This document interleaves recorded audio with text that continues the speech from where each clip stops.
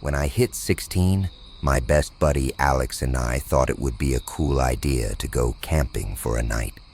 We were tired of the same old routine back in our small town and wanted to soak up the peaceful vibes of the woods surrounding us. The plan wasn't complicated. We would camp out on my family's farm, where the fields meet the forest, and spend the evening swapping stories and staring up at the stars. I couldn't leave behind my faithful dog Max, a scruffy old mutt who had a knack for getting into funny situations. We reached our spot just as the sun was about to set. It was a little clearing tucked between the woods and a cornfield, and the air smelled sweet, like freshly turned soil.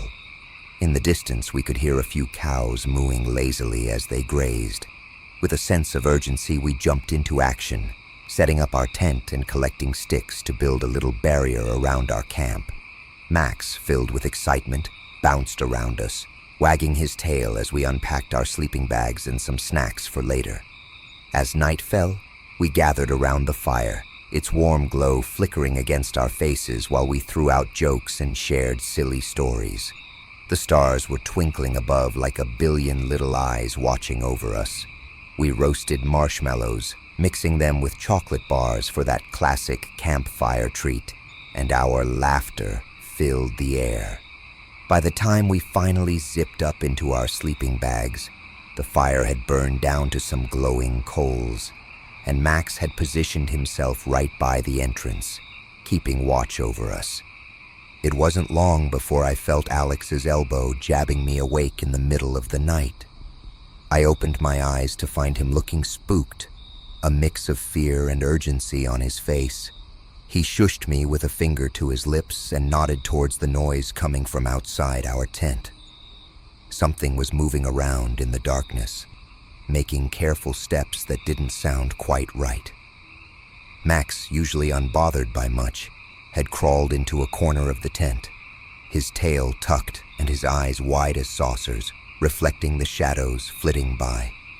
I could feel my heart pounding in my chest, but I whispered back, "What's the plan?" Alex's voice shook a little when he replied, "We need to get out of here." The way he said it sent a chill through me, but the thought of stepping into the pitch-black woods felt far too terrifying. All we could do was lie there quietly, the weight of the silence pressing down on us. The noise outside grew bolder, and I could tell that whatever was out there was definitely on two legs. Something about the way it moved felt off. It dragged its weight in a way that suggested it had some sort of injury. Each sound made my heart race faster. Was it hurt? Or could it be something even creepier? We stayed frozen, listening as it walked around the tent, the tension in the air as thick as fog. With every crunch of leaves, I felt a knot tighten in my stomach.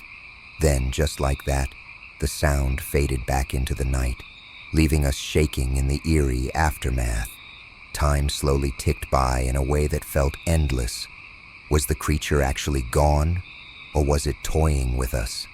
The campfire had turned to smoldering ashes, casting a weak light that highlighted the fear on Alex's face. We didn't dare move, our eyes glued to the tent flap, listening intently for any sign of its return. Max had finally stopped whimpering but was still staring at the same spot, his body tense. As the night dragged on, the silence grew thicker, wrapping around us like a heavy blanket.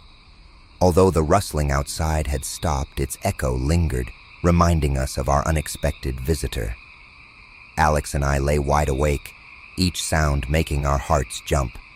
A breeze here, a twig snapping there, each little noise sent us into panic mode.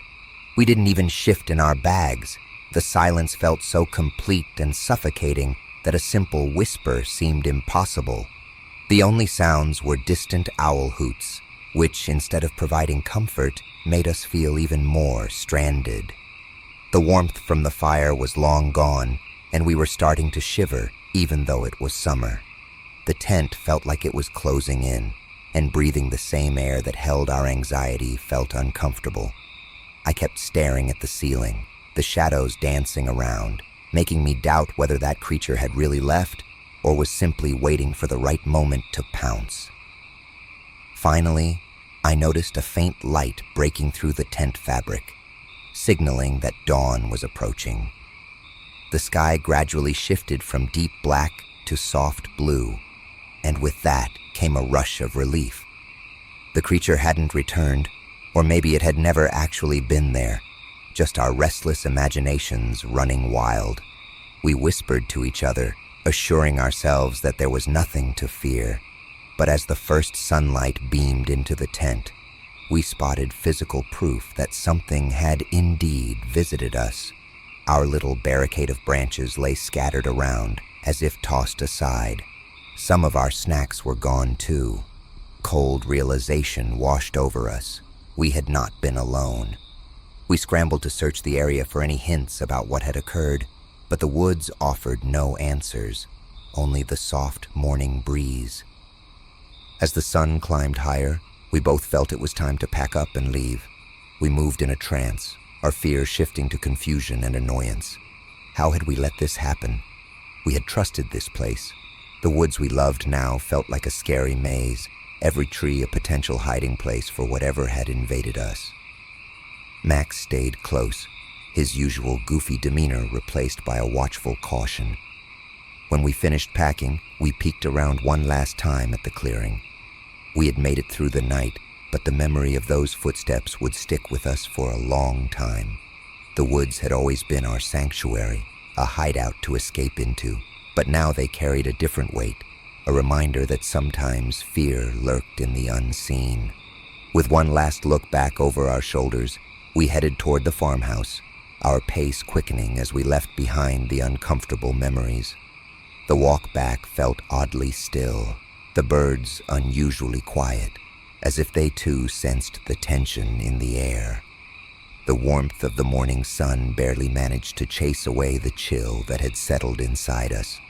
As we neared the house and saw the familiar red barn, the chickens pecking nearby, an enormous sense of relief washed over us.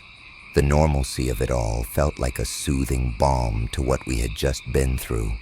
Once inside, we started telling my parents what happened, and they listened, half worried and half skeptical.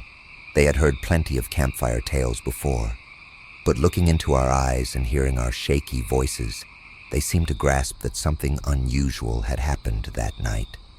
They wondered if it might have been a wild animal, maybe a bear or a coyote, but deep down, we knew that didn't fit what we had experienced. Those footsteps had been too deliberate, too human-like. After that night, we never went camping in those woods again. The memory of it all left a dark mark on our friendship, something only Alex and I shared.